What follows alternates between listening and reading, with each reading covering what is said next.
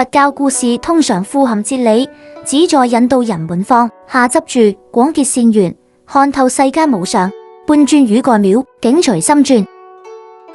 從前有一位年輕的僧人，每天都在寺廟裏搬磚砌牆，覺得日子十分枯燥乏味，整天愁眉苦臉。寺裏的長老見狀，便笑住問他：你每天在這裏搬磚，覺得苦嗎？僧人嘆氣道：師父，我每天從早忙到晚，這枯燥的工作讓我感到非常痛苦。長老搖搖頭，開示道：你覺得苦，是因為你眼中只看到了磚頭。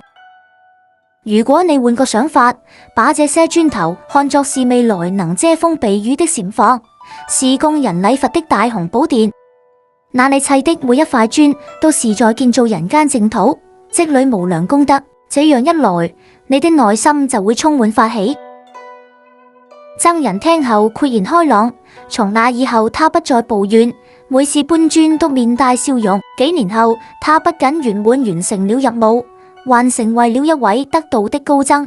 故事寓意：改變不了環境時，改變自己的心境。同一件事，用不同的角度去看待，人生就會有不同的風景。